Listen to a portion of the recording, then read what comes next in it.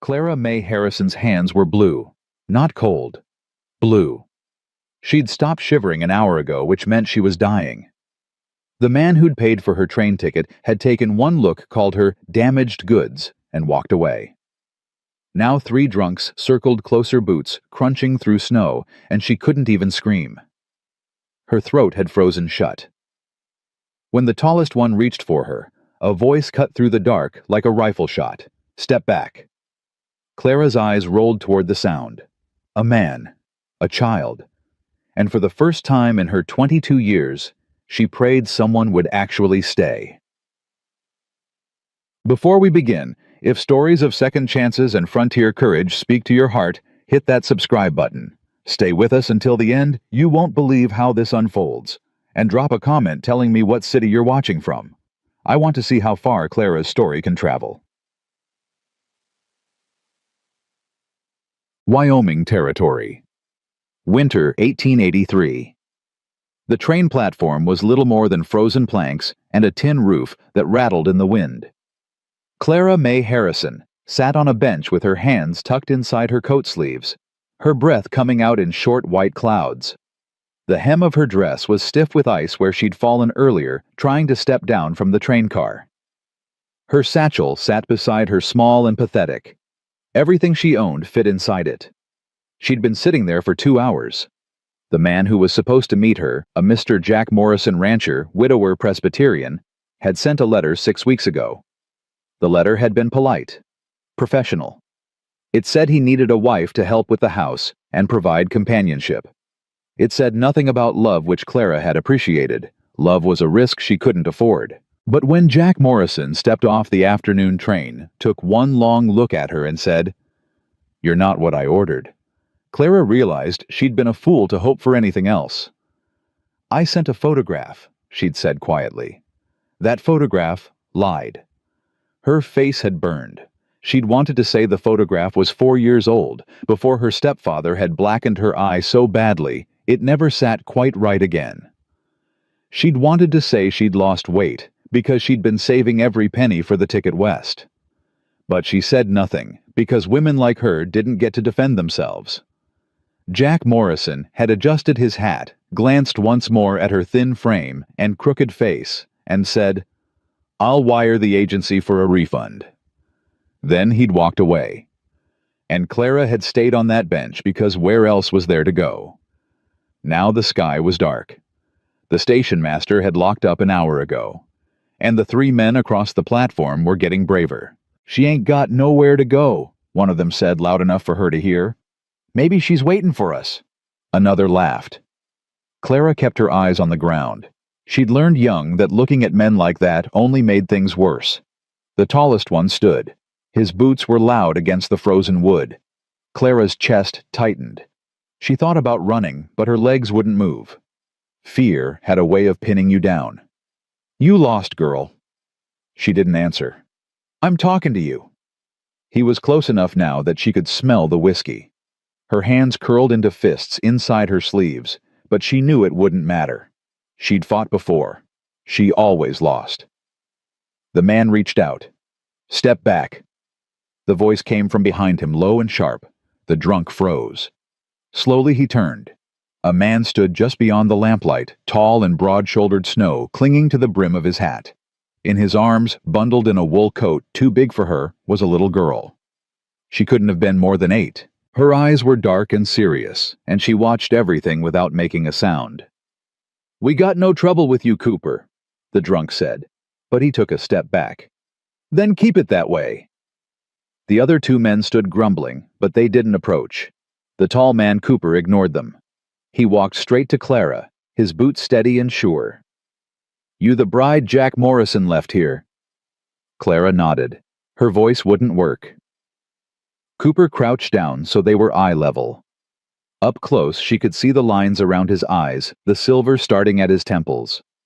He wasn't young, but he wasn't old either, just worn. "You got people?" She shook her head. "Money." Another shake. He looked at her for a long moment, and Clara braced herself for the same disgust she'd seen in Jack Morrison's face. But it didn't come. Instead, Cooper straightened, shifted the child in his arms, and shrugged out of his heavy coat. He draped it over Clara's shoulders. Come on. Where? The word came out cracked and small. My place. You'll freeze if you stay here. I can't. You can. You will. He said it like there was no other option, and maybe there wasn't. Clara stood on shaking legs. The coat was warm, still holding his heat. The little girl in his arms stared at her unblinking. What's your name? Clara whispered. The girl didn't answer. She just tucked her face into Cooper's shoulder. She don't talk much, Cooper said. Name's Ruby. She's my niece. He led Clara to a wagon hitched just beyond the platform. Two sturdy horses stamped their feet in the cold, their breath rising in thick clouds. Cooper lifted Ruby into the back seat, then held out a hand to Clara. She hesitated, staring at his calloused palm. I ain't gonna hurt you, he said quietly. Clara took his hand. His grip was firm, steady. He helped her into the wagon, wrapped a wool blanket around her legs, and climbed up front. The reins snapped, and the wagon lurched forward into the dark. They rode in silence for a long time. The wind howled across the open prairie, carrying snow in sideways sheets. Clara couldn't see anything beyond the glow of the wagon's lantern. She held the blanket tight and tried not to think about what she was doing climbing into a stranger's wagon in the middle of nowhere. But what choice did she have? After a while, Ruby shifted in her seat. She crawled forward closer to Clara and stared at her with those serious dark eyes. You're cold, the girl said. It was the first time she'd spoken. Her voice was soft, almost a whisper. Clara nodded.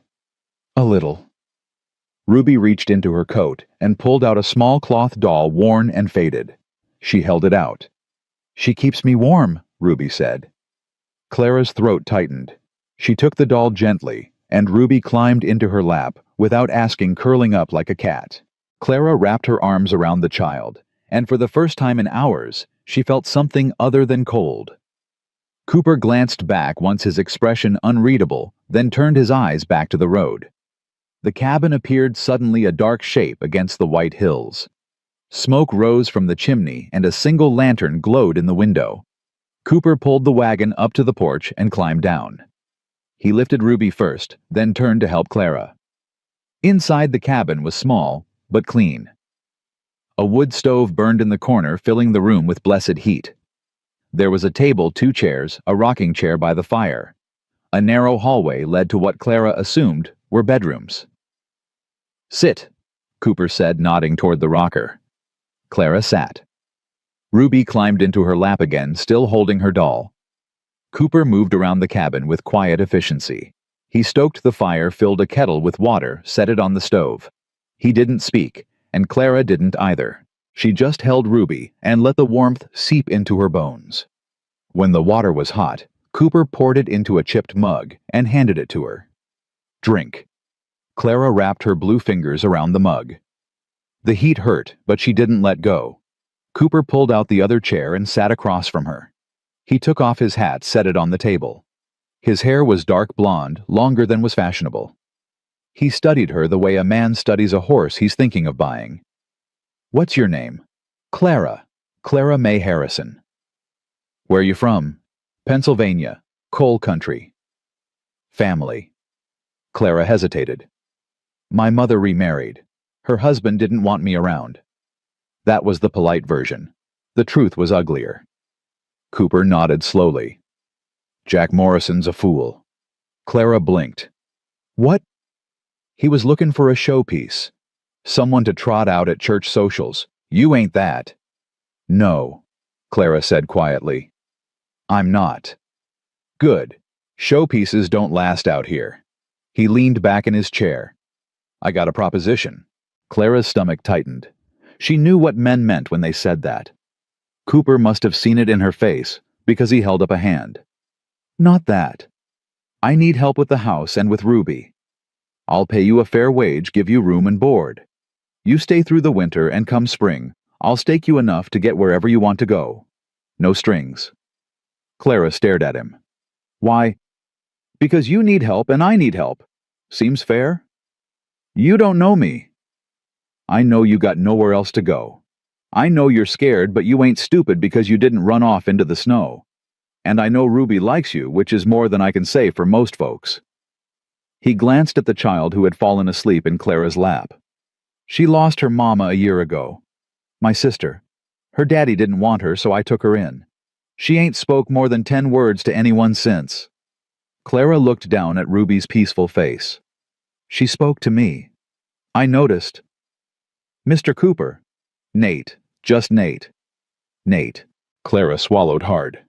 "I don't know how to be what you need." "Neither do I. We'll figure it out."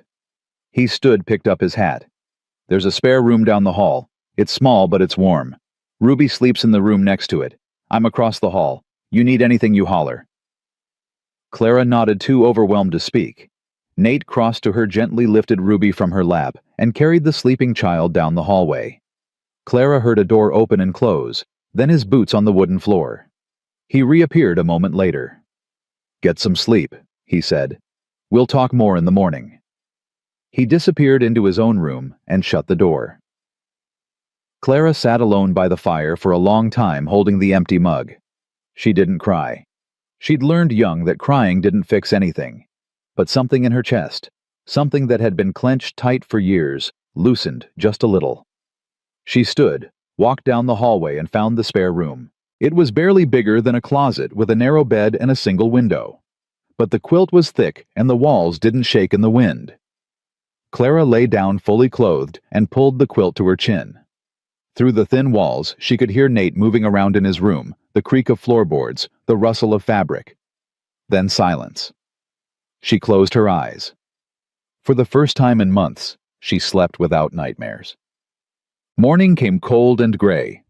Clara woke to the smell of coffee and bacon, and for a moment she didn't remember where she was. Then it came back in pieces, the train platform, the drunk men Nate Cooper and his silent niece. She sat up slowly, every muscle stiff. Her dress was wrinkled and still damp at the hem. She finger-combed her hair, splashed icy water on her face from the basin on the dresser, and stepped into the hallway. The cabin was quiet. Nate stood at the stove flipping bacon in a cast-iron skillet. Ruby sat at the table legs swinging, eating toast with jam. She looked up when Clara entered and offered a small, shy smile. "Morning," Nate said without turning around. "Morning." Clara's voice was rusty. "Coffee's on the table. Bacon'll be done in a minute." Clara poured herself a cup and sat across from Ruby. The girl watched her with those serious eyes, then pushed the jar of jam across the table. "It's strawberry," Ruby said. "It's good." "Thank you." Clara spread a little on a piece of toast and took a bite. It was good. Simple, but good. Nate brought the bacon over and sat down. For a few minutes they ate in silence. It wasn't uncomfortable. It was just quiet the way mornings should be. Finally, Nate set down his fork. "I got chores. Horses need feedin', firewood needs choppin'. You're welcome to rest, or you can help Ruby with her lessons. She's learnin' her letters." "I can help," Clara said quickly. "I'm good with letters. Numbers, too." Nate raised an eyebrow. "You read?" "Yes, sir. My mother taught me before she remarried." Something shifted in his expression, but he didn't say anything. He just nodded. "Good. Ruby needs it. I ain't much for book learnin'." He stood, pulled on his coat, and headed for the door. Before he stepped out, he paused. "Clara." She looked up. "You don't have to call me sir. I work for a livin' same as you." Then he was gone, the door closing behind him with a soft thud. Ruby slid out of her chair and took Clara's hand. Her palm was small and warm. "Come on," she said. "I'll show you the letters." Clara let herself be led to a small shelf in the corner where a few battered books sat beside a slate and a piece of chalk. Ruby pulled down a primer and opened it to a page full of crooked letters. "I know A through F," Ruby said proudly, "but G is hard." Clara knelt beside her. "Let's try it together." They spent the morning on the floor by the fire, Ruby tracing letters on the slate, while Clara sounded out words. The child was bright, quicker than she let on. She just needed patience, encouragement. At noon, Nate came back inside, dusting snow off his shoulders. He paused when he saw them. Ruby's head bent close to Clara's, both of them laughing over a badly drawn cat. She drew a dog. Ruby giggled. That's a cat, Clara insisted. It's got a long nose. Cats have noses. Nate's mouth twitched almost a smile. Lunch ready. Clara stood quickly. I can make something. You don't have to. I want to. She brushed past him to the stove, found a pot, started slicing potatoes. She worked quickly, efficiently, the way she'd learned working in her stepfather's house.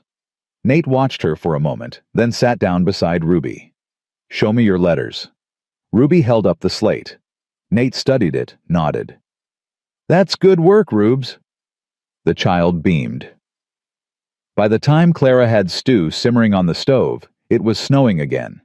Fat flakes drifted past the window, piling up on the sill. Nate stood, looked out, and frowned. Storm's coming in heavy. I need to check on the fence line before it gets worse. He glanced at Clara. You'll be all right here. Yes. Keep the fire going. Don't open the door for anyone but me. Clara's stomach tightened. Are you expecting someone? Nate hesitated. No. But folks talk. Word'll get around that you're here. Some might come by to satisfy their curiosity. You mean they'll come to judge me? He didn't deny it. Let 'em talk. You're under my roof. That means something out here. He pulled on his coat, tugged his hat low, and stepped out into the snow. Ruby moved to the window and pressed her nose against the glass, watching him go. Clara joined her, and together they stood in silence until Nate disappeared into the white. Is he coming back? Ruby asked quietly. Yes, Clara said, though her chest felt tight. He's coming back.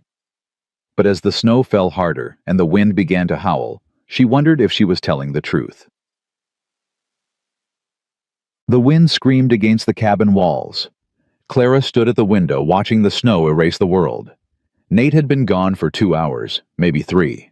She'd lost track. Ruby tugged on her sleeve. Is Papa Nate okay? Clara forced a smile. He knows these hills. He'll be fine. But her hands were shaking when she stirred the stew. Another hour passed. The fire needed more wood. Clara bundled Ruby in a quilt and told her to stay put, then stepped out onto the porch. The cold hit her like a fist. The woodpile was only 10 feet away, but the snow was already knee-deep. She waded through it, grabbed an armful of logs, and turned back.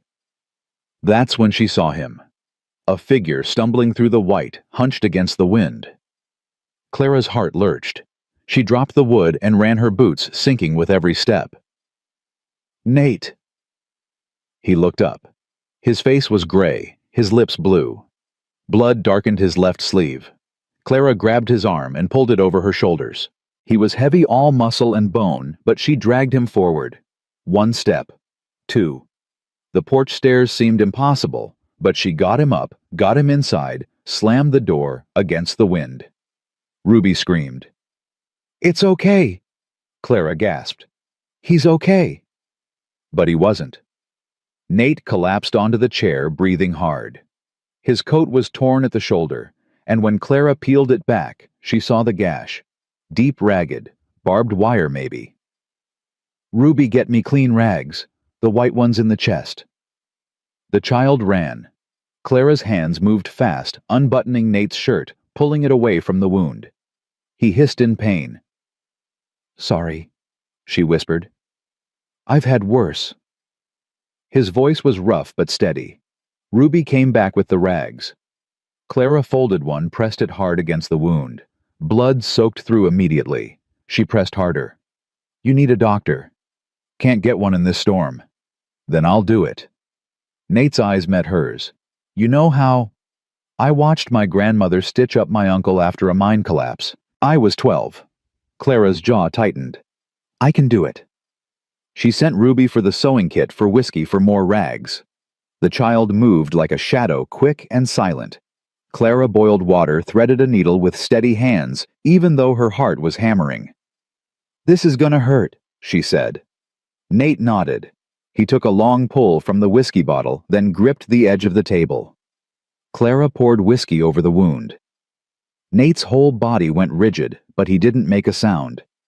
She threaded the needle through his skin, pulled it tight. 1 stitch, 2, 3. Her hands didn't shake. She couldn't afford to let them. Ruby stood in the corner, clutching her doll, watching everything.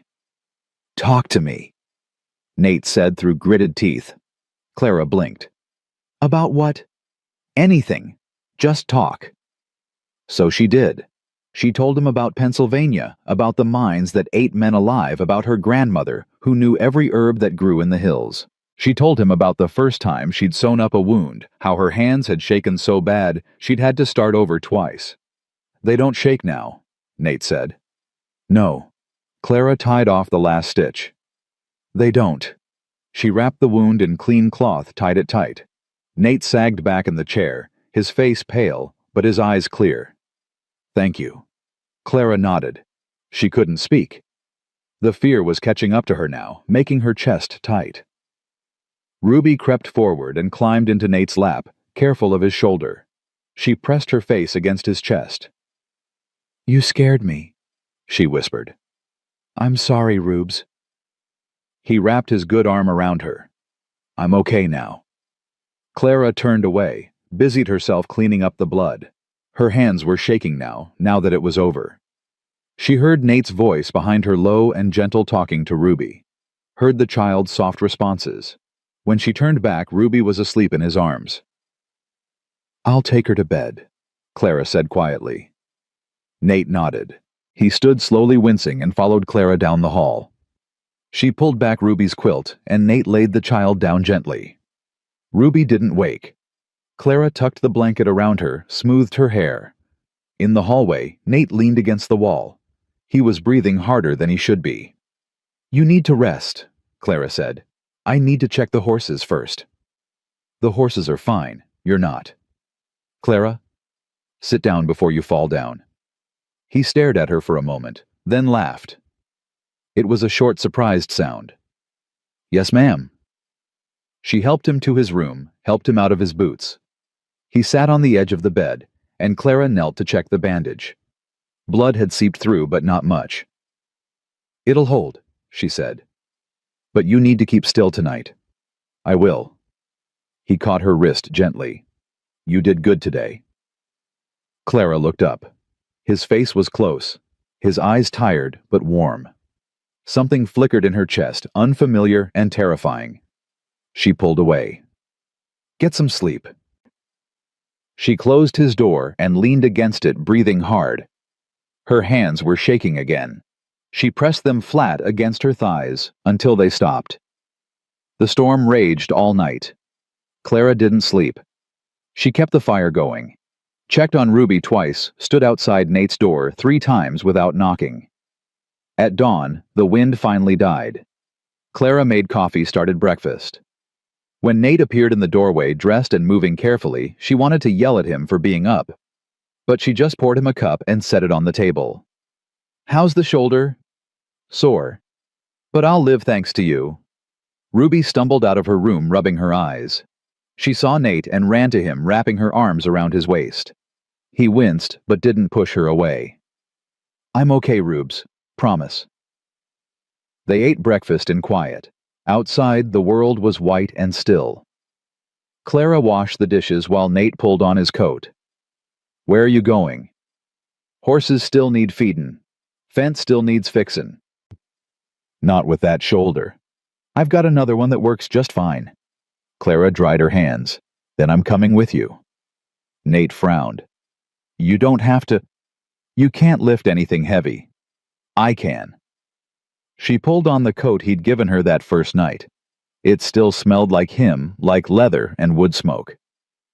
"Besides, I need to learn how things work around here if I'm staying through winter." Something shifted in his expression. "You're staying?" Clara hadn't realized she'd decided until she said it out loud. "If the offer's still good." "It is." Ruby clapped her hands. "She's staying." Nate's mouth twitched. "Looks like it."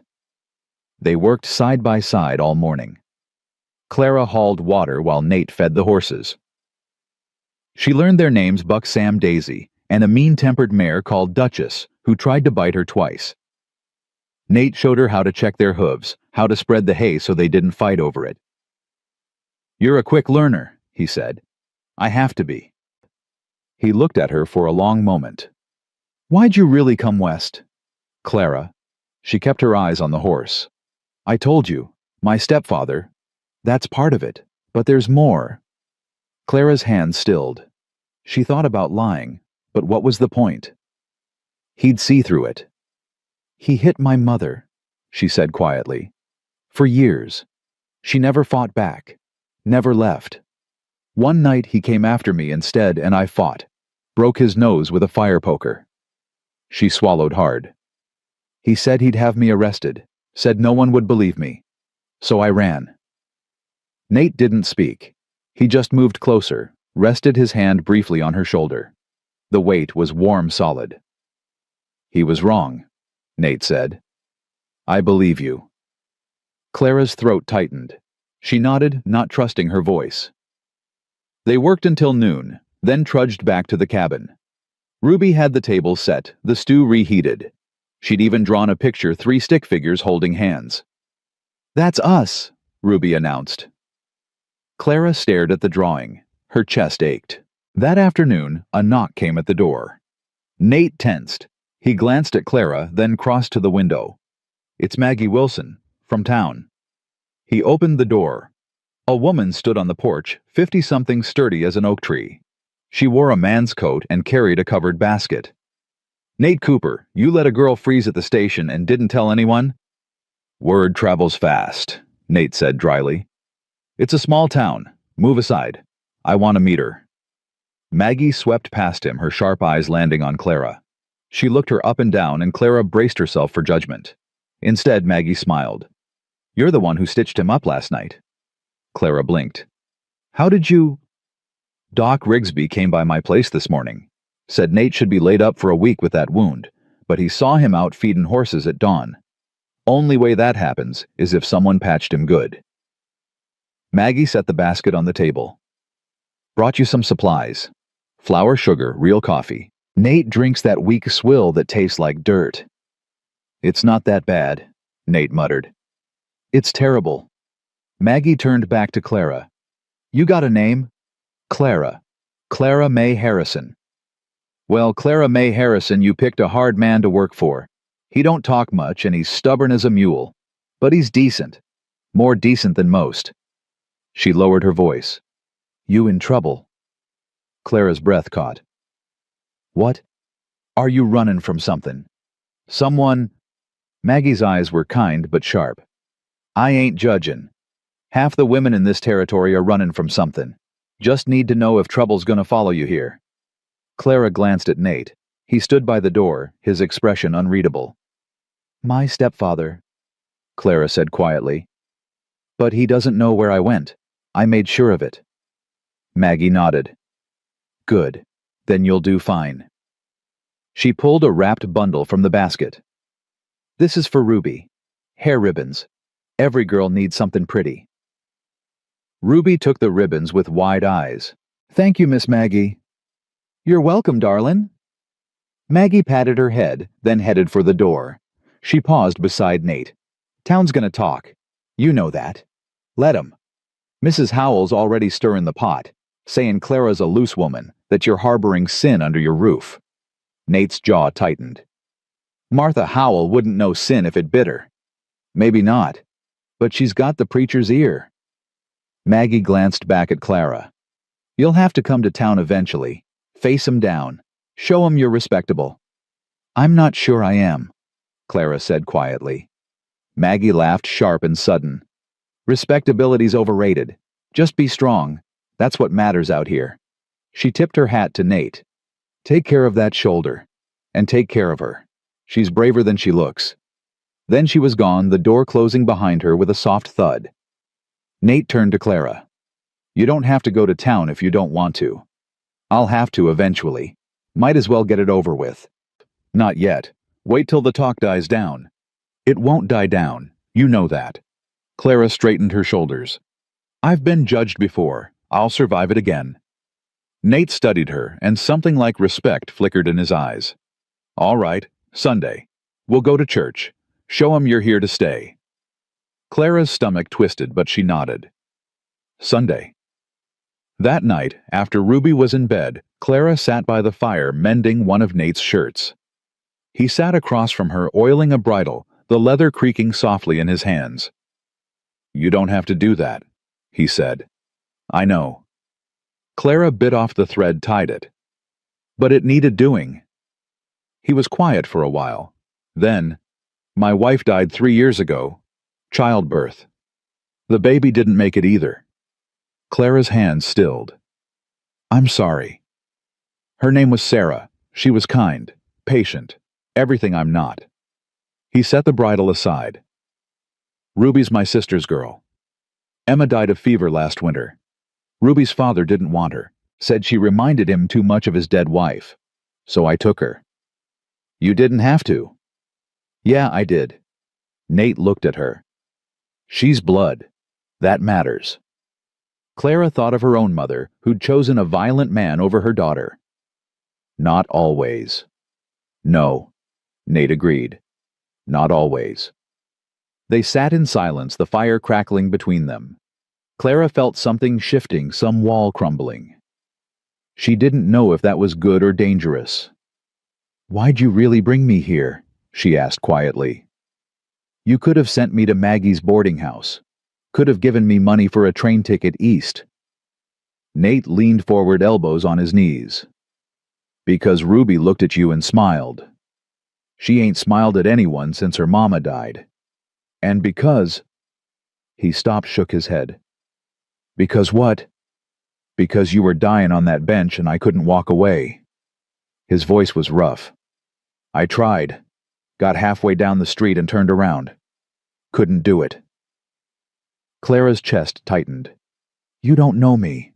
"I know enough." He stood, picked up the bridle. "Get some sleep. Sunday's going to be harder than you think." He disappeared into his room, and Clara sat alone by the fire, holding his mended shirt. Her hands were trembling again, but not from fear this time. From something far more dangerous. Sunday came cold and bright. Clara wore the only dress she had that wasn't torn, a plain gray thing that hung loose on her thin frame. Ruby helped her pin up her hair, chattering about church and singing, and the cookies Mrs. Patterson always brought. Nate hitched the wagon, his movements slow and careful. His shoulder was healing, but it still pained him. Clara wanted to tell him to stay home, but she knew he wouldn't. The ride to town was quiet. Ruby sat between them, swinging her legs, humming some tuneless song. Clara's stomach twisted tighter with every mile. Silver Creek was small, just one main street, lined with wooden buildings. The church sat at the far end, white paint peeling steeple stark against the blue sky. Wagons and horses crowded the yard. People stood in clusters, talking, laughing. The laughter stopped when Nate pulled up. Clara felt every eye turn toward her. Women whispered behind gloved hands. Men stared openly. A few nodded to Nate, but their gazes slid past Clara like she was something unclean. Nate climbed down, lifted Ruby, then held out his hand to Clara. She took it, her fingers ice cold. He didn't let go as they walked toward the church. Ruby held Clara's other hand. A woman stepped forward, blocking their path. She was tall, gray-haired, dressed in black silk that was too fine for a frontier town. Mrs. Howell. Had to be. "Nathaniel Cooper!" Her voice was sharp. "I'm surprised to see you here." "Ma'am?" Nate tipped his hat, his tone polite but flat. Mrs. Howell's eyes cut to Clara. "And this must be the woman causing such talk." Clara lifted her chin. "Clara May Harrison." "I know who you are. A mail-order bride abandoned at the station, living under Mr. Cooper's roof with no chaperone, no marriage, no—" "She's my employee," Nate said, his voice hard. "Nothing more." "That's not what people are saying." "Then people need to mind their own business." Mrs. Howell's face flushed. "This is a Christian community. We have standards." "And Clara meets 'em." Nate took a step forward, still holding Clara's hand. "She works hard. She's kind to Ruby. She saved my life 2 nights ago when I would have bled out in that storm. If that ain't Christian, I don't know what is." The crowd had gone silent. Everyone was listening now. Mrs. Howell opened her mouth, then closed it. She stepped aside. Nate led Clara into the church. Heads turned. Whispers hissed like snakes. But Nate walked straight to the third pew, the one his family had sat in for 30 years, and he sat down. Clara sat beside him. Ruby climbed into her lap. Reverend Pritchard stood at the pulpit, a thin man with kind eyes. He looked at Clara for a long moment, then smiled. "Let us pray," he said. The service was endless. Clara didn't hear a word of it. She felt every stare, every whisper. Her hands were clenched so tight in her lap that her nails bit into her palms. When it was finally over, Nate stood and offered his hand again. Clara took it, and they walked out together. Ruby skipped ahead, her new ribbons fluttering. Outside, people parted like a river around a stone. No one spoke to them.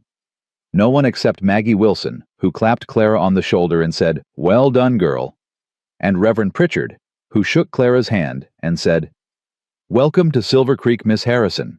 I hope you'll stay." "Thank you," Clara whispered. On the ride home, Ruby fell asleep against Clara's side. Nate drove in silence. Finally, Clara spoke. "That was worse than I thought it would be." "It'll get better." "Will it?" Nate glanced at her. "Yeah, it will. Because you're stronger than they are, and because I'm not letting anyone run you off." Clara's throat tightened. "Why does it matter to you?" "Because Ruby needs you, and because—" He looked away, jaw tight. "Because I do too." The words hung in the air between them, fragile and terrifying. Clara didn't respond. She couldn't. She just leaned back against the seat and closed her eyes. Ruby's warm weight against her side, and let herself believe just for a moment that maybe she'd found a place where she could stay. The weeks that followed moved slow and steady as winter itself. Clara fell into a rhythm she hadn't known existed. She woke before dawn, started the fire, made coffee strong enough to stand a spoon in. Nate would come in from checking the horse's snow, dusting his shoulders, and they'd sit across from each other at the table without speaking. The silence wasn't empty. It was full of something neither of them had words for yet. Ruby bloomed like a flower finding sun. She talked more, laughed more. She followed Clara everywhere, mimicking the way she kneaded bread, the way she hummed while she worked. At night, she'd crawl into Clara's lap with her primer, and sound out words until her eyes drooped. "You're good with her," Nate said one evening. Clara looked up from the sock she was darning. "She makes it easy." No. Emma tried for months. Ruby wouldn't speak to her, wouldn't eat. She was wasting away. He stared into his coffee. "You brought her back." Clara didn't know what to say to that, so she said nothing. She just went back to her mending, but her hands shook slightly on the needle. Town remained hostile. When Clara went to the mercantile with Nate to buy flour and coffee, women turned their backs. The shopkeeper's wife served her with pursed lips and wouldn't meet her eyes. A group of men loitering outside went silent when she passed, then erupted in laughter the moment she was out of earshot. "Ignore them," Nate set his hand firm on the small of her back. "I'm trying." But it was Jack Morrison who made it impossible. He cornered them outside the post office on a gray afternoon. Ruby was across the street with Maggie looking at ribbons. Clara saw him coming and felt her stomach drop. "Cooper!" Jack's voice was loud, meant to carry.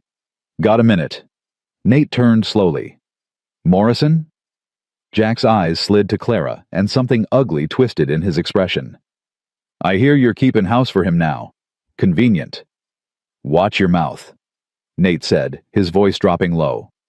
"I paid good money for a bride.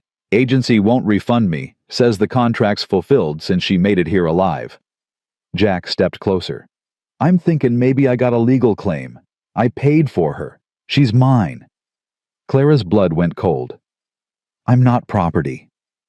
"You signed a contract that you broke when you walked away." Clara's voice shook, but she didn't back down. "You called me damaged goods and left me to freeze. Any claim you had died on that platform." Jack's face flushed red. "You little—" Nate moved between them so fast Clara didn't see it coming. He didn't touch Jack, just stood there, broad and immovable. "She's under my protection," Nate said quietly. You come near her again, we're gonna have a problem. You're harboring another man's... I'm protecting a woman you abandoned. There's a difference. Jack's jaw worked. For a moment, Clara thought he might swing. But Nate didn't move, didn't blink, and finally Jack stepped back. This ain't over. Yeah, Nate said. It is. Jack stalked away. Nate turned to Clara, his eyes searching her face. You all right? Clara nodded, but her hands were shaking. He can't really claim me, can he? No, contract's void the second he rejected you. But that don't mean he won't cause trouble. Nate's jaw tightened. Maybe you should stay at the ranch for a while. Let things settle. You mean hide. I mean stay safe. Clara looked across the street where Ruby was laughing, holding up a blue ribbon to the light. I'm tired of hiding. Something shifted in Nate's expression. I know, but sometimes it's smarter to... I ran from Pennsylvania. I hid on that train for 3 days, scared every time it stopped that he'd find me. I'm not doing it anymore. Clara met his eyes. If Jack Morrison wants to cause trouble, let him. I'm not leaving. Nate stared at her for a long moment, then nodded slowly. All right, but we do this my way. You don't go anywhere alone. Not town, not the barn, nowhere. Understand? I'm not a child. No. You're a woman alone in a place that ain't decided if it wants you yet. That makes you vulnerable whether you like it or not. Clara wanted to argue, but he was right. She hated that he was right. They collected Ruby and headed home. The child chattered about the ribbons, about the candy Maggie had bought her, oblivious to the tension between the adults. Clara was grateful for that. Ruby had enough fear in her young life already. That night, Clara couldn't sleep. She lay in her narrow bed listening to the wind rattle the shutters. Down the hall, she heard Nate moving around. His door opened. Boots creaked on the floorboards. She heard him in the main room stoking the fire. She rose, wrapped a shawl around her nightgown, and padded barefoot down the hall. Nate stood by the hearth staring into the flames. He'd pulled on pants but no shirt, and in the firelight she could see the scar on his shoulder where she'd stitched him. It had healed clean, a thin white line against tanned skin. Can't sleep?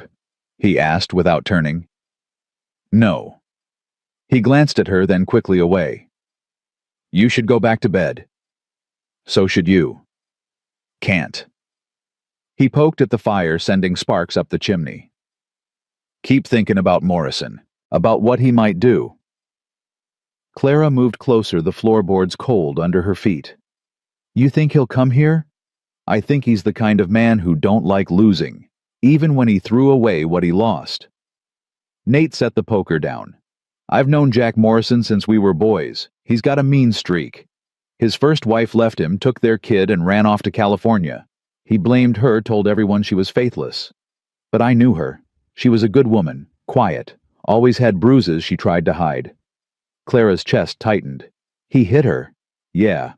And when she finally got brave enough to leave, he made her life hell. Spread stories, turned the town against her. She couldn't even buy supplies without someone spitting at her feet. Nate turned to face Clara. I won't let that happen to you. You can't control what people think. No, but I can control what they see.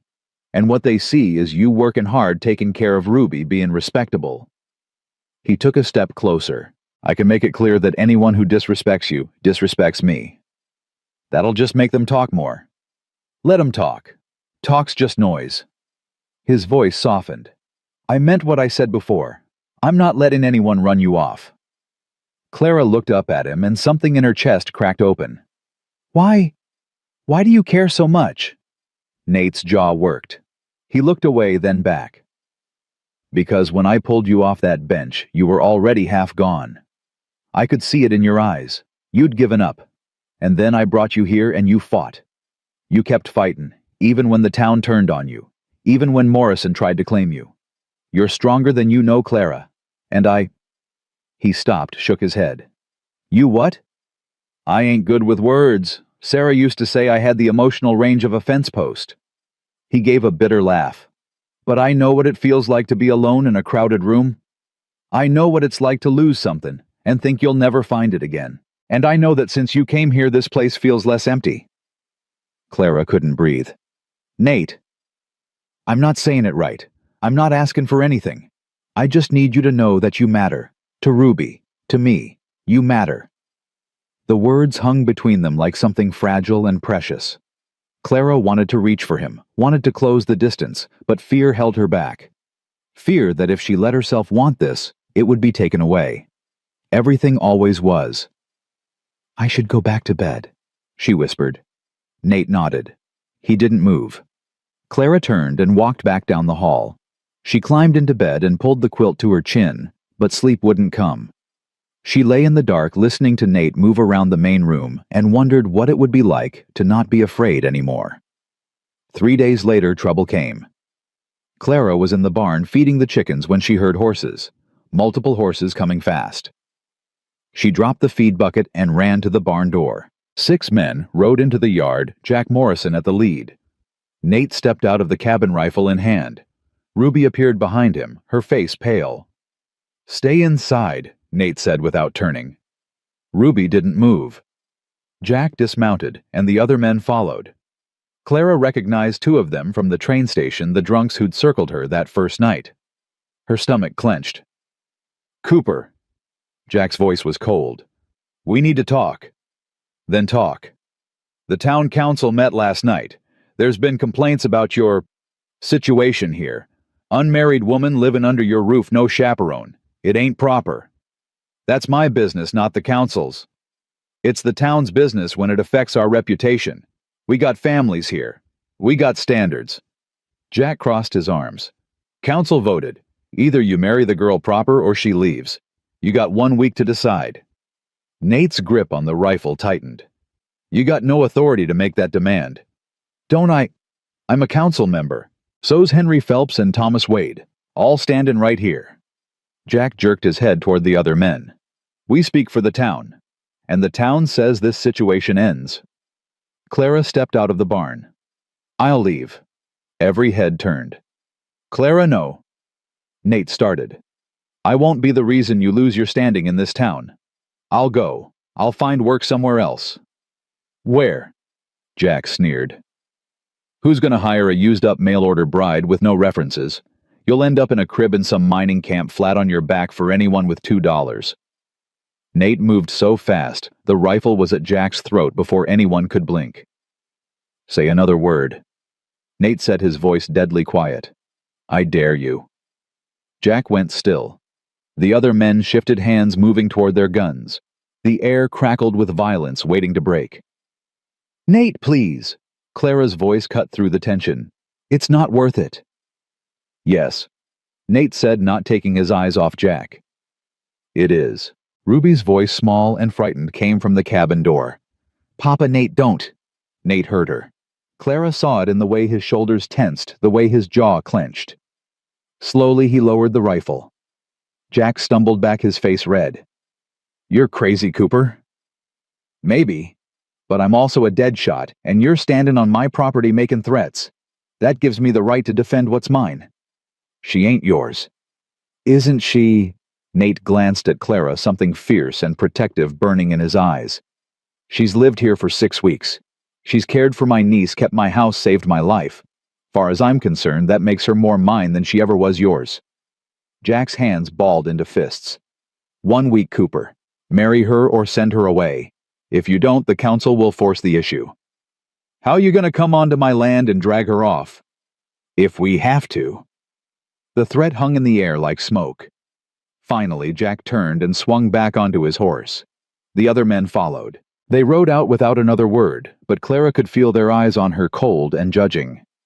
When they were gone, Nate turned to her. You ain't leaving. You heard him. The council can go to hell. This is my land. You're under my protection. They got no right. They'll make your life hell. They'll turn every person in this territory against you. I don't care. I do. Clara's voice broke.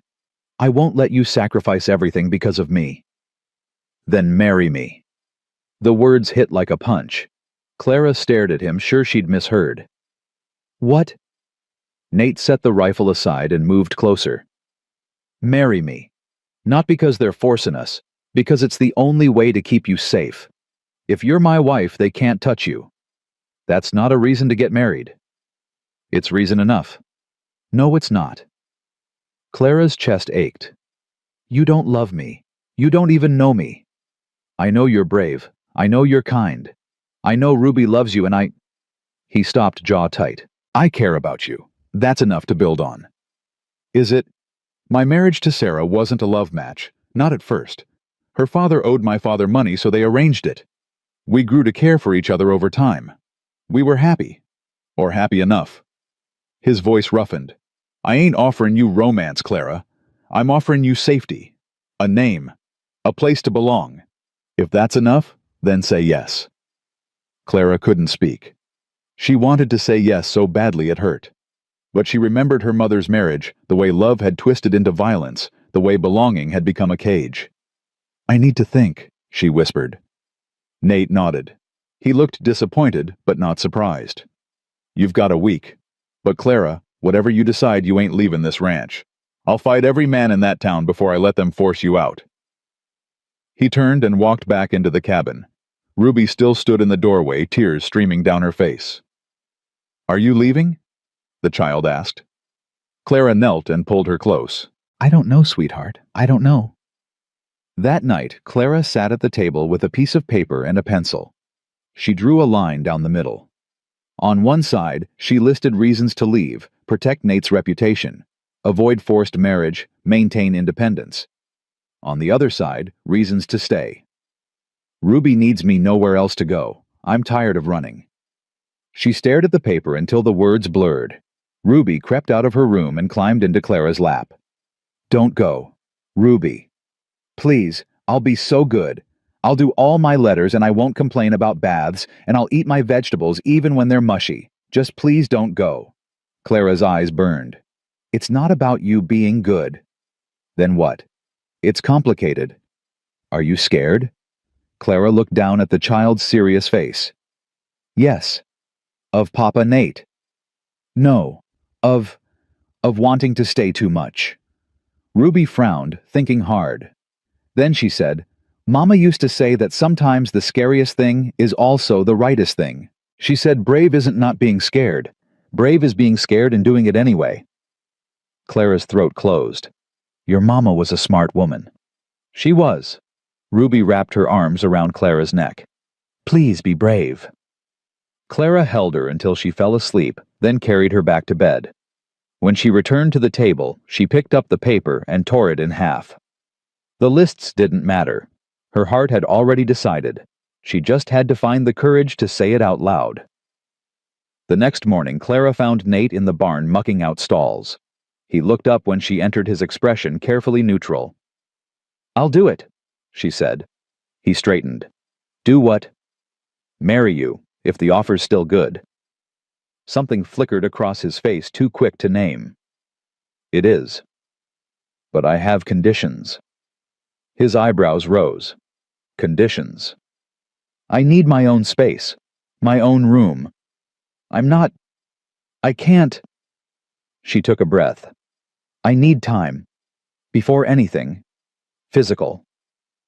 Nate's expression softened. Clara, I ain't expecting anything from you that you ain't ready to give. This is about keeping you safe, not, we'll figure out the rest as we go. Or not at all if that's what you want. You'd marry me and never... I'd marry you and we'd be partners. Friends if we're lucky. Anything more that's up to you. No pressure. No expectations. He set down the pitchfork and moved closer.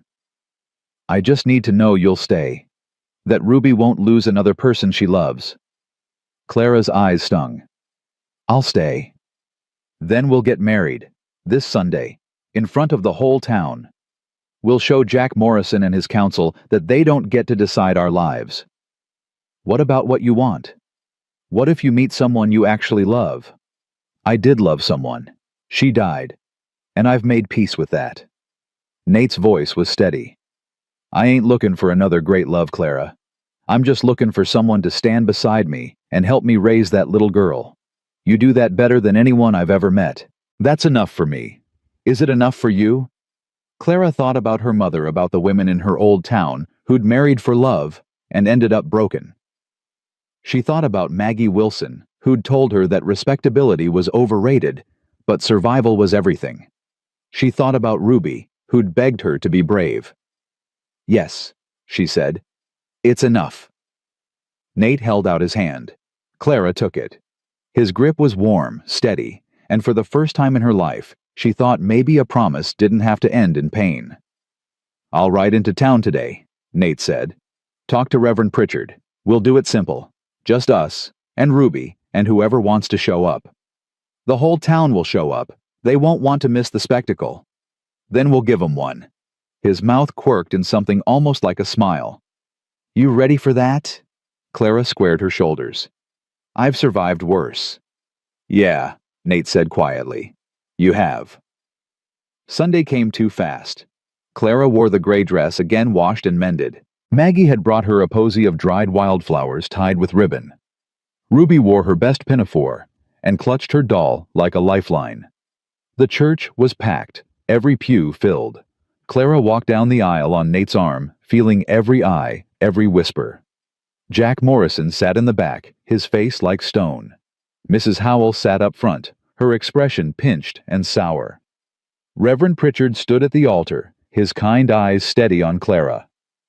"Dearly beloved," he began. Clara didn't hear most of it. Her heart hammered too loud. But she heard Nate say, "I do," in that steady, certain voice. She heard herself say it back, her voice barely a whisper. "You may kiss the bride." Nate looked at her, a question in his eyes. Clara nodded. He leaned in and pressed his lips to hers, brief and chaste. It was her first kiss. It didn't feel like the poem said it would. It just felt safe. When they turned to face the congregation, Ruby threw her arms around both of them. "You're married," she said, her voice full of wonder. "You're really married." "We are," Clara said. "Does that mean you're my mama now?" Clara looked at Nate. He nodded. "Yes," Clara whispered. "If you want me to be." "I do." Ruby squeezed tighter. "I do, I do, I do." And there in that crowded church with half the town watching and judging, Clara felt something she hadn't felt in years. She felt like she belonged. The reception was held in the church hall, a drafty room that smelled of pine and old coffee. Someone had strung paper chains across the rafters. Mrs. Patterson laid out cookies on a long table, and Maggie Wilson poured coffee from a battered pot. People came through the line, shaking Nate's hand, nodding stiffly at Clara. Some offered genuine congratulations. Most just stared. Jack Morrison didn't come through the line at all. He stood in the corner with his arms crossed, watching. Clara felt his eyes on her like a hand around her throat. "Ignore him." Nate murmured, his hand warm on her lower back. "I'm trying." Ruby darted between the adults, showing off her mama to anyone who'd listen. "This is my mama now. We're a real family." Her joy was so pure, it made Clara's chest ache. Mrs. Howell approached with her daughter in tow, a pale girl named Catherine, who couldn't have been more than 19. "Mrs. Cooper." She said the title sharp on her tongue. "I suppose congratulations are in order." "Thank you," Clara said quietly. "Though I must say it's quite unusual to marry so quickly. Some might call it scandalous. Some might call it none of their business," Maggie said, appearing at Clara's elbow with 2 cups of coffee. She handed one to Clara and sipped the other, her eyes hard on Mrs. Howell. Mrs. Howell's lips thinned. "I'm simply concerned for the moral fabric of our community." "The moral fabric's just fine," Maggie said. "What you're concerned about is control. You don't like that Nate made a choice without asking your permission first." "I never." "Yes, you did. You always do." Maggie turned to Clara. "Don't let her get under your skin. She tried the same thing with me when I opened the boarding house. Said it wasn't proper for a woman to run a business. I told her where she could shove her propriety." Clara choked on her coffee. Mrs. Howell made a strangled noise and swept away Catherine, trailing behind her like a ghost. "You shouldn't antagonize her," Clara said. "Why not? Someone needs to." Maggie clinked her cup against Clara's. Welcome to the family, Mrs. Cooper. You're gonna need a thick skin and a sense of humor. Might as well start practicing now." The celebration didn't last long. By mid-afternoon, people started drifting away. Nate loaded Ruby into the wagon, then helped Clara up. She was exhausted, wrung out from smiling at people who didn't like her, from pretending she wasn't terrified of what came next. The ride home was quiet. Ruby fell asleep with her head on Clara's lap, clutching her doll. Nate drove with steady hands, his eyes on the horizon. The winter sun was already sinking, painting the snow gold and pink. "You did good today," he said finally. "I didn't do anything. You stood there and let him judge you without flinching. That takes courage." Clara looked down at Ruby's sleeping face. "I did it for her." "I know." Nate glanced at her. "But you can do it for yourself, too. You earned the right to be there. You earned the right to this name." Clara's throat tightened. She didn't feel like she'd earned anything. She felt like a fraud wearing borrowed clothes, playing house in someone else's life. When they got home, Nate carried Ruby to bed while Clara started supper. Her hands moved automatically, slicing potatoes, stirring beans. She heard Nate's boots in the hallway, heard him moving around in his room. The cabin felt different now, smaller, like the walls were pressing in. "Clara." Nate stood in the doorway to the main room. He'd changed out of his good shirt into his work clothes. "We should talk." Her stomach dropped. "All right." He sat at the table and gestured for her to join him. She did, her hands folded in her lap like a schoolgirl waiting for punishment. "I meant what I said before," Nate began. "About not expecting anything from you. That still stands. You keep your room, I keep mine. We're married on paper, but the rest, we'll figure it out as we go." "What if we never figure it out?" He looked at her for a long moment. "Then we don't. We just keep going the way we have been. Partners, friends. That's more than a lot of married folks have. Don't you want more? What I want don't matter. What matters is you feel safe here. Do you?" Clara thought about it. About the way Nate had stood between her and Jack Morrison, the way he'd given her his coat that first night, the way he'd never once pushed her for anything she wasn't ready to give. "Yes," she said, "I do." "Then that's enough." He stood, then hesitated. "There's something else. Ruby's father sent word. He wants to see her." Clara's blood went cold. "When?" "He didn't say. Just that he'd be coming through in the spring." Nate's jaw was tight. "I won't let him take her. I don't care what legal right he thinks he has. She's mine now. Ours. What if he fights? Then I'll fight back. But I wanted you to know. In case..." He trailed off. "In case what?" "In case you want to leave before things get complicated." Clara stood, moved closer to him. "I'm not leaving. I promised Ruby. I promised you. I keep my promises." Something shifted in Nate's expression, something warm and grateful. "Thank you." That night, Clara lay in her narrow bed and stared at the ceiling. She was married. She had a daughter. She had a home. Everything she'd wanted when she stepped on that train 6 weeks ago. So why did she feel like she was waiting for it all to be taken away? The answer came in the dark hours before dawn. Because everything always was. Winter deepened. The snow piled higher, burying fences drifting against the cabin walls. Nate and Clara fell into an easy routine. She cooked and cleaned, and taught Ruby her letters. He chopped wood and tended the horses, and fixed everything that broke. They moved around each other like dancers who'd practiced the steps 1,000 times. But something was building between them, something unspoken and heavy.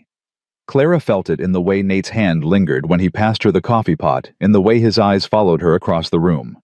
She felt it in her own chest, a tightness that had nothing to do with fear and everything to do with want. She didn't know what to do with that feeling, so she ignored it. Ruby, on the other hand, was thriving. She talked constantly now, asking questions about everything. "Why is the sky blue? Where do snowflakes come from? Can we get a puppy?" She started calling Clara Mama without hesitation, and every time she did, Clara felt like her heart would crack open. "You're good for her," Maggie said one afternoon. She'd ridden out to deliver supplies and stayed for coffee. I ain't seen that child smile this much since before Emma died." "She's easy to love," Clara said. "So are you." Maggie gave her a knowing look. "Nate thinks so too." Clara's cheeks burned. "He's just being kind." "Nate Cooper ain't kind. He's fair, he's decent, but he ain't kind. Not unless he cares about someone." Maggie leaned forward. "He looks at you the way a man looks at water when he's been thirsty too long." "You're imagining things." When's the last time that man smiled before you showed up? When's the last time he laughed?" Maggie shook her head. "You brought him back to life, Clara, whether you meant to or not." Clara didn't know what to say to that. She changed the subject, asked about town, about the weather, about anything else. But Maggie's words stayed with her long after the woman rode away. That night after Ruby was in bed, Clara sat by the fire mending one of Nate's shirts. He sat across from her cleaning his rifle, the smell of gun oil sharp in the air. The silence stretched comfortable and warm. "Can I ask you something?" Nate said suddenly. Clara looked up. "Of course." "Why'd you really leave Pennsylvania? Not the easy version, the truth." Clara's hands stilled on the fabric. She'd known this question would come eventually. She just hadn't expected it tonight. "My stepfather was a drunk," she said quietly. "Mean, when he was sober, worse when he wasn't. He'd hit my mother for years. I tried to stop him once when I was 16. He broke my arm." She swallowed hard. "After that, I learned to stay out of his way, until the night he came after me instead." Nate's jaw tightened, but he didn't interrupt. "I was sleeping. He came into my room and—" Clara stopped, her throat closing. "I fought him off, grabbed the fire poker and hit him hard enough to break his nose. He said he'd have me arrested for assault. Said no one would believe me, that everyone knew I was trouble. So I took the money I'd been saving and I ran." "How old were you?" 20, 2 years ago. Nate set down the rifle. "Where'd you go?" "Philadelphia first. Worked in a factory for a year. Then I saw an advertisement for mail-order brides. It seemed like a way out. A way to start over where no one knew me." She laughed bitterly. "Turns out running don't solve anything. You just end up alone in a different place." "You ain't alone anymore." Clara looked at him. His eyes were steady, sincere. "No, I'm not." "Did he ever come after you?" "I don't know. I never went back to find out." Clara folded the shirt carefully. "I used to have nightmares about him finding me, dragging me back. If he shows up here, he'll have to go through me first." The words were simple matter of fact, but they hit Clara like a punch. No one had ever offered to stand between her and her nightmares before. "Thank you," she whispered. Nate nodded and went back to cleaning his rifle. But something had shifted between them, some wall had come down. Clara felt it in the air, warm and electric. 2 weeks later, the letter came. Nate rode into town to pick up supplies and returned with his face like stone.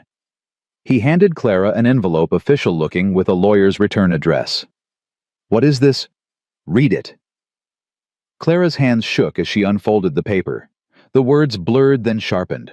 Thomas Hartley Ruby's father was filing for custody. He claimed Nate was unfit, that an unmarried man couldn't properly care for a young girl. The hearing was set for early March. "But you're married now," Clara said. "Letters dated 3 weeks ago, before the wedding." Nate took off his hat, ran a hand through his hair. He probably thought that would be enough to get her back. Now he'll argue the marriage was a sham, that we only did it to keep Ruby. Which is true. Doesn't matter. We're married legal. We got a preacher and witnesses. That counts for something. Clara reread the letter. It says he remarried. To a woman named Helen. They have a proper home in Cheyenne, a stable income. He's saying Ruby deserves a real family.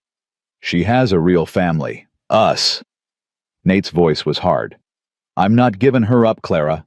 I'll fight this with everything I got." "Even if you lose, I won't lose." But Clara heard the fear underneath the certainty. She'd heard that same fear in her own voice 2 years ago, when she'd told herself her stepfather would never find her. That night, Clara couldn't sleep. She paced her small room until she couldn't stand it anymore, then crept into the main room. Nate sat by the fire, staring into the flames. He looked up when she entered. "Can't sleep either." She shook her head. "I keep thinking about Ruby. About what happens if we lose. We won't. But if we do, we won't." Nate's voice was fierce. "That man abandoned her. Left her to grieve alone because he couldn't stand to look at her. Now he wants her back, because his new wife needs a built-in maid. Not happening." Clara sat beside him. "What if the judge doesn't see it that way?" "Then we'll run. Take Ruby and disappear. Go to California or Oregon or Mexico. Somewhere he can't find us." "You'd give up everything, the ranch, your life here. For her." "Yeah, I would." He looked at Clara. "Would you?" Clara thought about it. About the cabin that had become home, about the town that was slowly, grudgingly accepting her. About the man sitting beside her, who'd become more than just her husband on paper. "Yes," she said. "I would." Nate reached out and took her hand. It was the first time he'd touched her like this, deliberately, intimately. His palm was warm, calloused, steady. "We'll figure it out," he said. "Together." Clara nodded. She didn't pull her hand away. They sat like that until dawn, watching the fire burn down to embers, holding on to each other like lifelines. The next few weeks were tense. Nate hired a lawyer, a sharp-eyed man from Laramie, who said they had a decent case, but no guarantees. Ruby knew something was wrong. She grew quiet again, clingy. She'd wake crying from nightmares and wouldn't go back to sleep unless Clara sat with her. "I don't want to leave," Ruby said one night, her voice small in the dark. "I don't want to go with him." "You won't," Clara promised, even though she couldn't be sure. "We won't let that happen." "But what if the judge makes me—" Clara held her tighter. "Then we'll fight. And if we can't win, we'll run. All three of us. We're a family now. Families stick together." Ruby's arms tightened around her neck. "Forever. Forever." The hearing was set for the first week of March. As the date approached, Nate grew quieter, more tense. He worked longer hours, pushing himself until he was exhausted. Clara knew what he was doing. He was trying to outrun the fear. She knew because she was doing the same thing. 3 days before they were supposed to leave for Cheyenne, Jack Morrison showed up again. Clara was alone in the cabin making bread. Ruby was at Maggie's for the afternoon, and Nate was out checking the fence line. She heard the horse looked out the window and felt her stomach drop. Jack tied his horse to the porch rail and knocked. Clara thought about not answering, but that would only make things worse. She wiped her hands on her apron and opened the door. "Mrs. Cooper." Jack's smile was cold. "Can I come in?" "My husband isn't here." "I know. I waited until I saw him ride out." Jack pushed past her into the cabin. "We need to talk." Clara's heart hammered. "About what?" "About the fact that you're married to a man who's about to lose everything." Jack turned to face her. "I heard about the custody hearing. Thomas Hartley's a friend of mine. He told me what he's going to say on the stand, about how Nate's unfit, how this marriage is a fraud. You think the judge won't see through it? You think he won't strip that little girl away and leave you with nothing? Get out. I'm here to make you an offer." Jack stepped closer. "Leave him. Come with me. I'll tell the judge I was wrong about you, that we should have married like we planned. I'll say Nate coerced you, that you were scared. The judge will believe me. Nate'll lose Ruby, but you'll be safe." Clara stared at him. "You think I'd betray my husband and daughter for you? I think you're smart enough to know when you're on a sinking ship."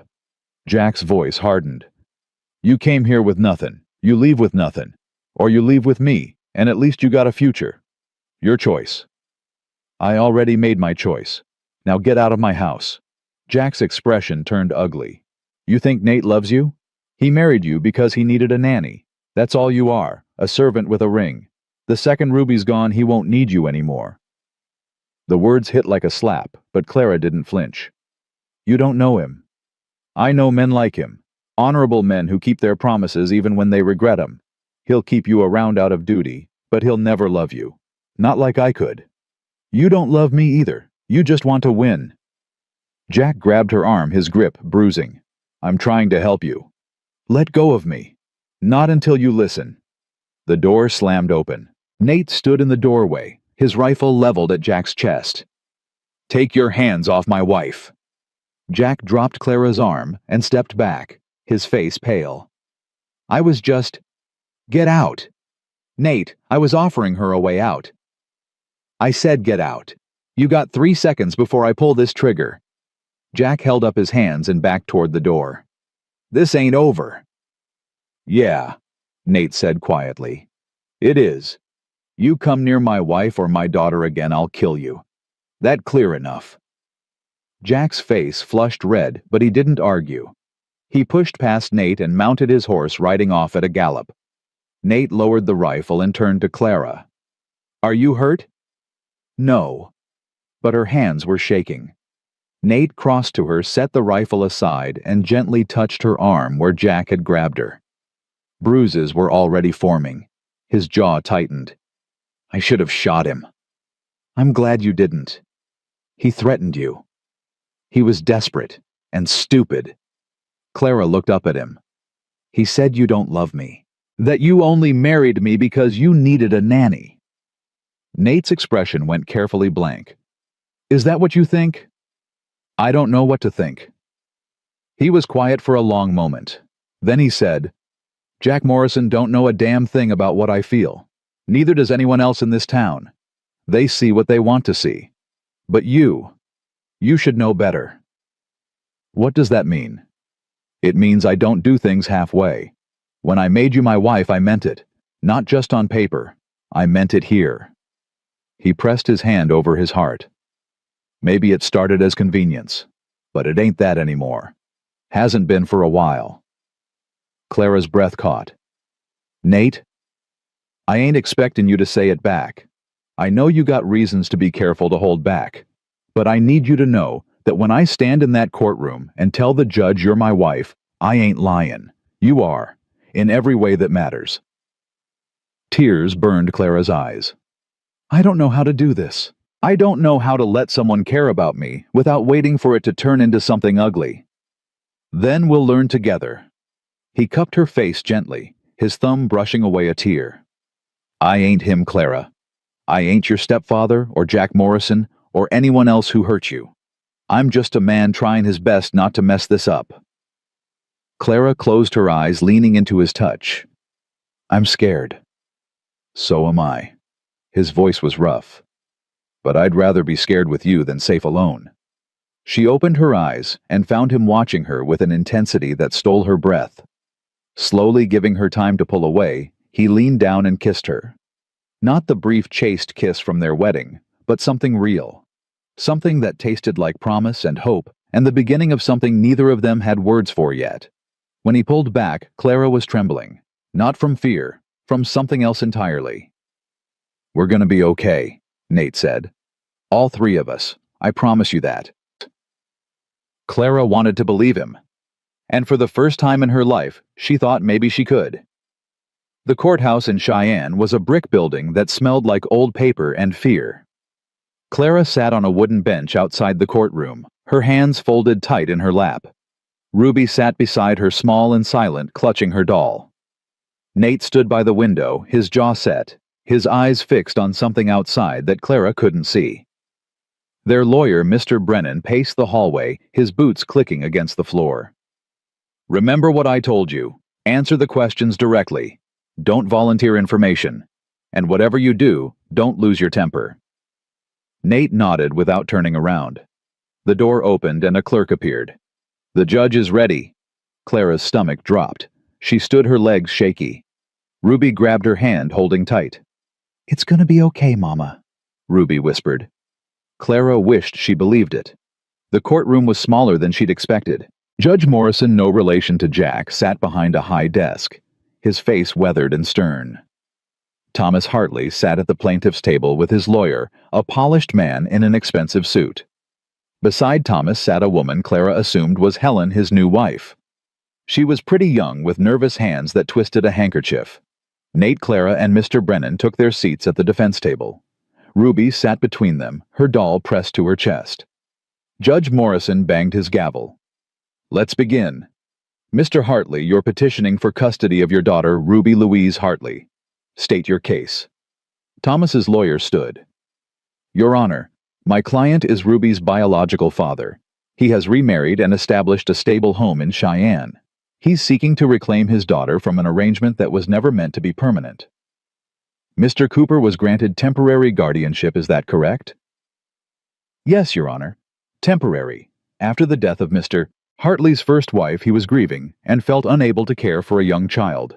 He made the difficult decision to leave Ruby with her uncle, but that was never intended to be forever. The judge looked at Thomas. Is that accurate, Mr. Hartley? Thomas stood. He was a thin man with pale eyes and a weak chin. Yes, sir. I was devastated after Emma died. I couldn't think straight. I thought Ruby would be better off with Nate for a while. But now I'm remarried, I've got a good job at the railroad, and I want my daughter back. Why the change of heart? Thomas glanced at Helen. My wife and I, we want a family. Ruby deserves to grow up with two parents who can provide for her properly. And you don't believe Mr. Cooper can provide for her? Not like we can. He's a bachelor living alone on an isolated ranch. Thomas's lawyer cleared his throat, and Thomas corrected himself. Well, he was a bachelor until recently. He married some woman he barely knew just to keep Ruby. That ain't a real marriage. That's desperation. Nate's hand clenched on the table. Clara touched his arm gently, a silent reminder to stay calm. Judge Morrison turned to Mr. Brennan. Your response. Mr. Brennan stood. Your Honor, Mr. Cooper has cared for Ruby for over a year. He's provided her with a stable home, an education, and most importantly, love. Ruby has thrived under his care. As for his marriage, it's legal and legitimate. The timing may have been prompted by this custody battle, but that doesn't make it any less real. Let's hear from Mr. Cooper himself. The judge looked at Nate. Why should Ruby remain in your custody? Nate stood slowly. Clara could see the tension in his shoulders, the way his hands hung stiff at his sides. Because she's mine, Nate said quietly. Not by blood, but by choice. When Thomas left her with me, she was broken. She wouldn't talk, wouldn't eat, wouldn't sleep. She had nightmares every night. And I stayed up with her. I held her when she cried. I taught her it was okay to be sad, that grief don't make you weak. It took months before she smiled again, before she felt safe enough to be a child. And you believe you can continue to provide that stability. I know I can. With my wife's help, Ruby's doing better than she ever has. She's reading, she's laughing, she's happy. You take her away from that, you'll break her all over again. The judge made a note. I'd like to speak with Ruby. Clara's chest tightened. Ruby's hand gripped hers harder. Ruby, can you come up here, please? Ruby looked at Clara with terrified eyes. Clara nodded, trying to look brave, even though her heart was breaking. Ruby stood and walked to the judge's desk, her doll dragging on the floor. Judge Morrison's expression softened. Hello, Ruby. Do you know why you're here today?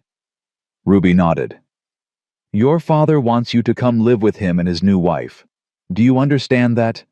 Another nod. How do you feel about that? Ruby was quiet for a long moment. Then she said, I don't want to go. Thomas stood up. Ruby, honey, I'm your father. Sit down, Mr. Hartley, the judge said sharply. He turned back to Ruby. Why don't you want to go? Because he left me. Ruby's voice was small but steady. When Mama died, he said I reminded him too much of her. He said he couldn't look at me, so he gave me to Uncle Nate, and he never came back. He's come back now. Only because his new wife wants a daughter. I heard him tell his lawyer that. He said Helen wanted to play house, and Ruby was convenient. Ruby's eyes filled with tears. I'm not convenient. I'm a person. Clara pressed her hand to her mouth to keep from sobbing. Judge Morrison leaned forward. Who takes care of you now, Ruby? Uncle Nate and Mama Clara. Your mama passed away, sweetheart. Not that mama, my new mama. She married Uncle Nate, and now she's mine. Ruby turned and pointed at Clara. She reads to me and teaches me letters and braids my hair. She stayed up all night when I was sick. She sings me songs when I have bad dreams. She's my mama now. The judge looked at Clara for a long moment. Mrs. Cooper, would you come forward, please? Clara stood on shaking legs and moved to stand beside Ruby. The child immediately grabbed her hand. How long have you known Ruby? 3 months, Your Honor. And you married Mr. Cooper when? 6 weeks ago. That's not much time to build a family. No, sir, it's not. Clara's voice was steadier than she felt. But time doesn't always matter. Love does. And I love this child like she came from my own body. I'd do anything to protect her, including standing here and fighting for her when her own father couldn't be bothered until it was convenient. That's a strong accusation. It's the truth. Thomas Hartley abandoned his daughter when she needed him most. Now he wants her back because it looks good, because his new wife needs a project. But Ruby's not a project. She's a little girl who's been hurt enough. She deserves to stay where she's loved, where she's safe. Judge Morrison studied Clara's face, then Ruby's, then looked across the courtroom at Thomas and Helen. The room was silent except for the scratch of the clerk's pen. I'd like to take a short recess, the judge said finally. I'll render my decision in 30 minutes. The gavel came down like a gunshot. They waited in the hallway. Ruby sat in Clara's lap, trembling. Nate stood with his back against the wall, his eyes closed. Mr. Brennan tried to make small talk, but no one responded. Thomas and Helen emerged from the courtroom. Thomas wouldn't meet Nate's eyes, but Helen did. She looked at Ruby, then at Clara, and something passed across her face. Regret, maybe. Or shame. Thomas, Helen said quietly, can we talk? Not now. Yes, now. Helen pulled him aside out of earshot. They spoke in urgent whispers. Thomas's face got red, his hands gesturing sharply. Helen just shook her head over and over. Finally, Thomas stormed back into the courtroom. Helen stayed in the hallway. She approached Clara slowly. I'm sorry, Helen said. Clara blinked. What? I didn't know. About why he left her. He told me his brother-in-law took her because Thomas worked long hours. He said it was temporary, that you were taking advantage. Helen's voice cracked. I pushed him to get her back because I wanted to be a mother. But not like this. Not by ripping her away from people who actually love her. Then why are you here? Because I'm a fool who believed the wrong man. Helen looked at Ruby. She's happy with you. I can see that. And I won't be part of taking that away. The clerk appeared. Judge is ready. They filed back into the courtroom. The judge sat behind his desk, a paper in front of him. His expression gave nothing away. I've reviewed the facts of this case and considered the testimony of all parties involved. This is not an easy decision. Mr. Hartley, you are Ruby's biological father, and under normal circumstances, that would carry significant weight. However, these are not normal circumstances. Thomas's lawyer started to object, but the judge held up a hand. You abandoned your daughter during the most vulnerable time of her life. You left her to grieve alone because you couldn't handle your own pain. Mr. Cooper stepped in and provided her with stability, love, and a home. He did what you should have done. Your Honor, my client was grieving. We all grieve, Counselor. It doesn't give us the right to abandon our responsibilities. The judge looked at Ruby. This child has made her wishes clear. She wants to stay with her uncle and his wife, and after hearing the testimony today, I see no reason to deny her that. Clara's breath caught. Nate's hand found hers under the table. Custody of Ruby Louise Hartley will remain with Nathaniel Cooper and his wife Clara May Cooper. This is a permanent arrangement. Mr. Hartley, you may petition for visitation rights if you wish, but custody is no longer in question. The gavel came down. Ruby burst into tears and threw her arms around Clara. Nate pulled them both close, his face pressed into Clara's hair. She felt his shoulders shake and realized he was crying too. Across the courtroom, Thomas sat with his head in his hands. Helen stood and walked out without looking back. Outside the courthouse, the sun was shining. The snow was melting, running in rivulets down the street. Spring was coming, Clara realized. Winter was finally over. Ruby ran ahead, spinning in circles, laughing. "We won! We won!" Nate caught Clara's hand. "Thank you." "For what?" "For fighting for her. For us." He stopped, turned to face her. "I meant what I said in there.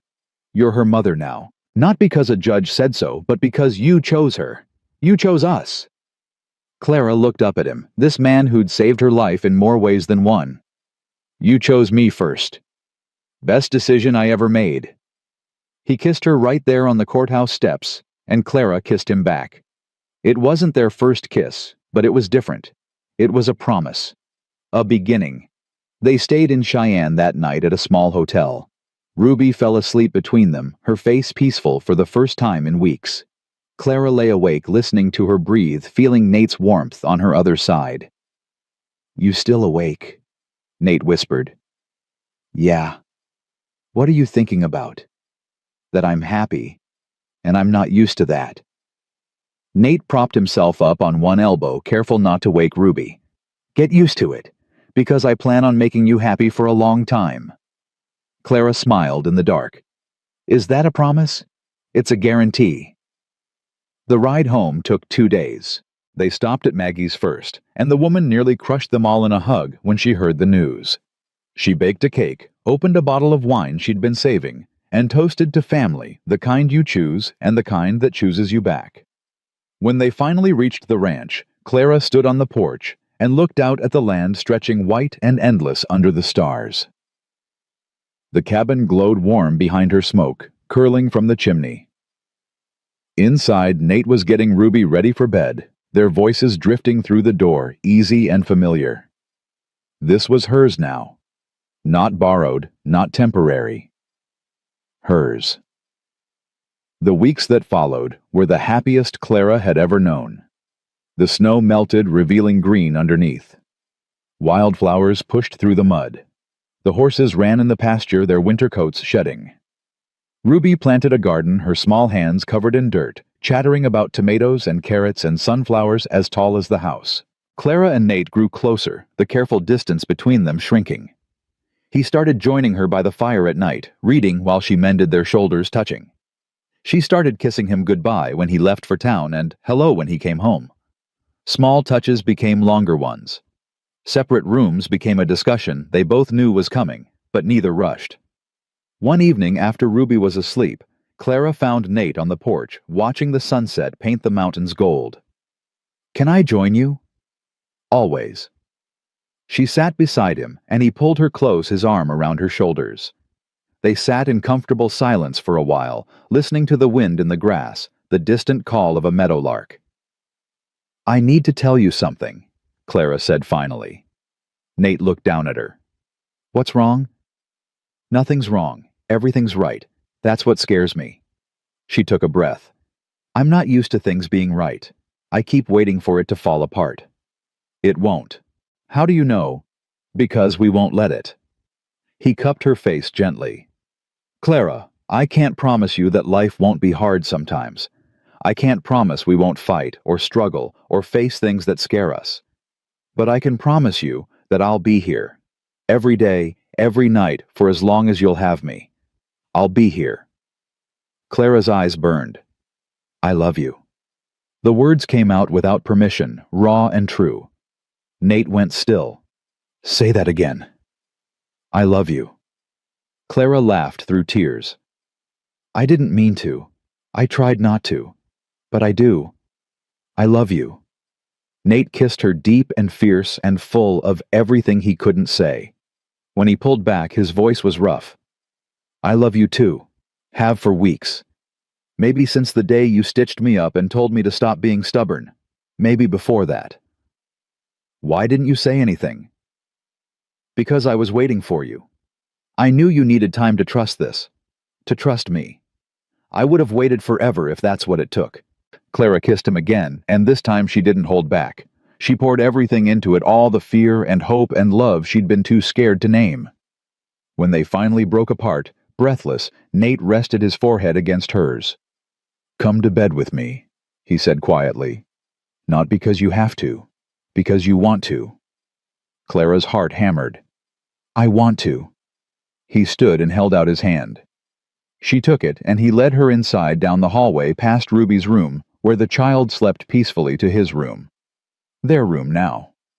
The door closed softly behind them, and for the first time in her life, Clara wasn't afraid of what came next. Morning came soft and warm. Clara woke wrapped in Nate's arms, his heartbeat steady under her ear. She felt different, lighter, like something that had been locked tight inside her had finally opened. Morning, Nate murmured, his voice rough with sleep. Morning. He kissed the top of her head. You okay?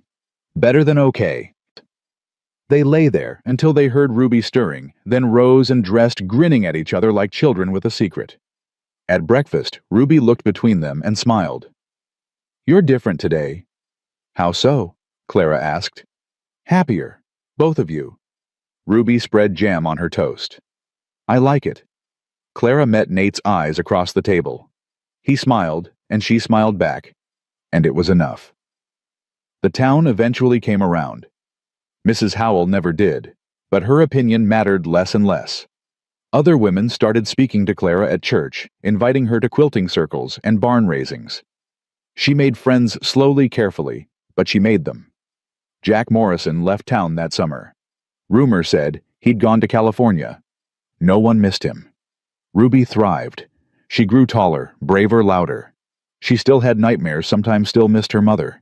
But she had Clara now and Nate, and that was enough. More than enough. 2 years later, on a spring morning, when the wildflowers were blooming and the air smelled like rain, Clara gave birth to a daughter. They named her Emma after Ruby's mother, and Ruby held her sister with gentle hands and fierce love. She's ours, Ruby said, wonder in her voice. Really ours. Really ours? Clara agreed. Nate stood behind them, his hand on Clara's shoulder, watching his family with eyes that held everything he'd never been able to say out loud. But he didn't need words. Clara understood anyway.